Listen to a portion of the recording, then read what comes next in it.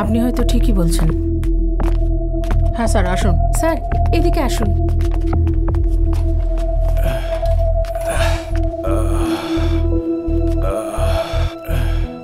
শার্টটা খুলে ফেলুন। Rekha, can you please get my civic? হ্যাঁ শিওর স্যার, এক্ষুনি আনছি। স্যালাইনটা দাও প্লিজ।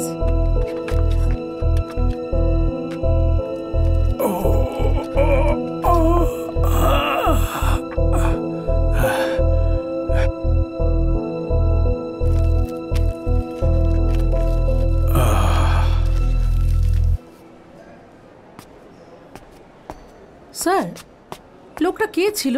এমন কি হলো যে আপনি কন্ট্রোল রুমের ডিউটি ছেড়ে ওর পিছনে দৌড়ালেন? এ হলো সেই খুনিটা যাকে আমরা খুঁজে বেড়াচ্ছি। দিব্যাও বোধহয় এর ব্যাপারে জানে।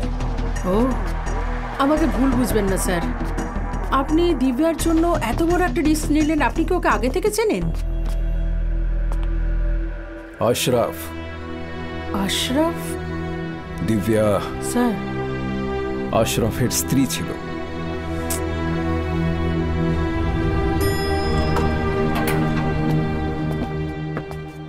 কাজ হয়ে গেলে কল করে দিও।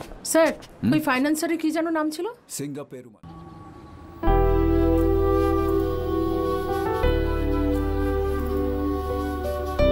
Happy birthday Divya. আমি জানি তোমার মনের মধ্যে কি চলছে। এই সব কিছুর পিছনে হয়তো আমিই আছি। আর হারিয়ে যাওয়া দিনগুলো ফিরিয়ে আনা তো সম্ভব নয়। সকলেই নিজের বুকের মধ্যে কোনো না কোনো ক্ষত নিয়ে বেঁচে আছে। কেউ কোনো পথ খুঁজে নেয় বা কেউ সেই যন্ত্রণা নিয়েই বাঁচতে শিখে যায়। জীবনে অনেক সময় এমন কিছু ঘটে যা আমাদের কন্ট্রোলে থাকে না, আমরা কিছু করতে পারি না। আমাদের ভবিষ্যৎ কেমন হবে সেটা তো আজ আমরা কি সিদ্ধান্ত নিচ্ছি তার উপর নির্ভর করে দিব্যা। তবে আমরা ভবিষ্যতের জন্য যে সিদ্ধান্ত নেব দিব্যা, তাই বাচ্চাটার কথা মাথায় রেখে নিলে ভবিষ্যৎ সুখের হবে। আশা করি তুমি এই ট্রেনিংয়ে এখানে অনেক কিছু শিখেছো। আমি বিশ্বাস করি তুমি এই দিনগুলো কখনো ভুলতে পারবে না।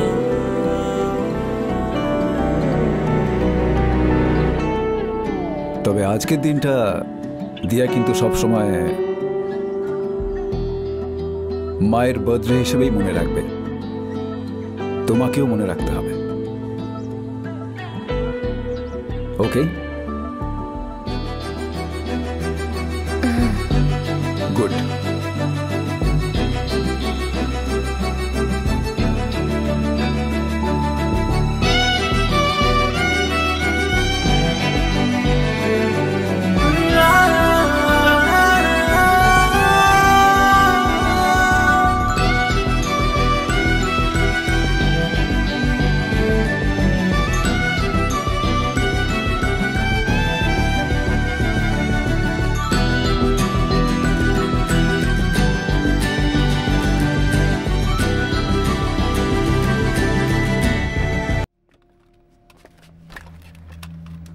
Divya, are you okay? এখনো পর্যন্ত কেউ আসেনি স্যার। এখানেও বারবার দরজা ঠকঠক করছে। যে কোনো সময় ভেতরে চলে আসবে। ও আমাকে মেরে ফেলবে স্যার। সেরকম কিচ্ছু হবে না, সাহস রাখো দিব্যা, তোমার কিচ্ছু হবে না। তোমাকে ওখান থেকে বেরোতেই হবে, তোমার মেয়ের খাতিরে, বুঝলে? কিন্তু কিভাবে স্যার? ওর উপর আক্রমণ করো আর পালাও। আমি এসব করতে পারবো না স্যার। আমি যা যা বলছি তাই করো। ঠিক আছে, বলুন স্যার আমাকে কি করতে হবে? এমন কিছু খোঁজো যেটা দিয়ে তুমি ওর মাথায় মারতে পারবে। এখানে তেমন কিছুই নেই। ওয়াশ বেসিন আছে, টয়লেট আছে, এছাড়া আর কিছুই নেই স্যার। ফ্ল্যাশ ট্যাঙ্কের কভারটা টেনে বার করো। এটা খুব ভারী স্যার। সুপার, এবার তোমার কাজ হয়ে যাবে। 2 হাত দিয়ে ধরে টানো, ওটা চায়না ক্লে তৈরি।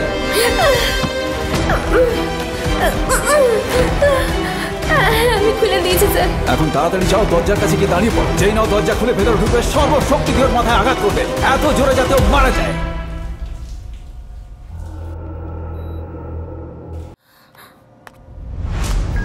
হ্যাঁ হ্যাঁ ঠিক আছে, হ্যাঁ কোনো ব্যাপার না, আমি দেখছি।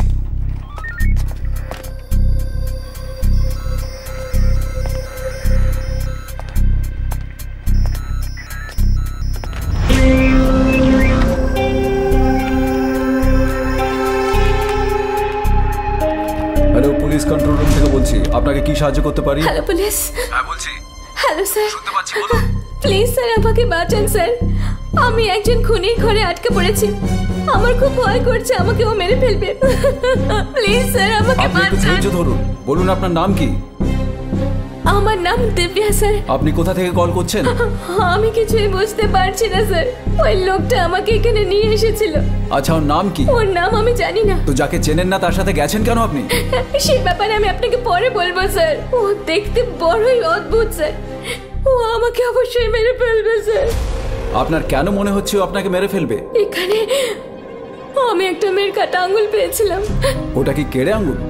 আমি বাথরুমে আছি, এখানেই একটা মেয়ের কড়ি আঙুল কাটা পড়ে আছে। ও নিশ্চয়ই এখানে কোনো মেয়েকে খুন করেছে, আমার ভয় হচ্ছে ও আমাকেও মেরে ফেলবে স্যার। আপনার ফোন নাম্বারটা বলুন। 994021634778।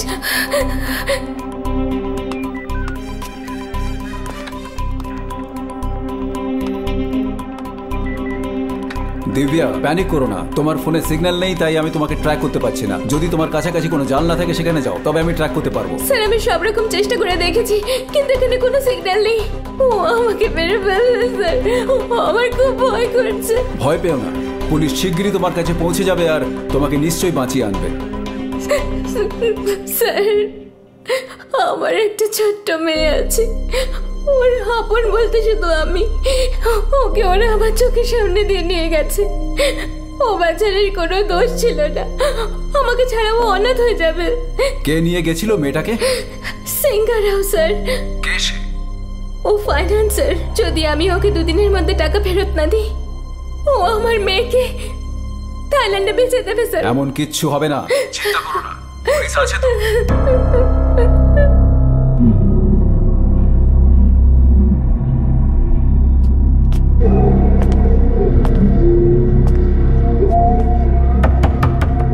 স্যার ও দরজা ঠকঠক করছে। না না, দরজা একদম খুলবে না। আমি এখনই স্নান করা শুরু করেছি, 2 মিনিট দিন আমি আসছি।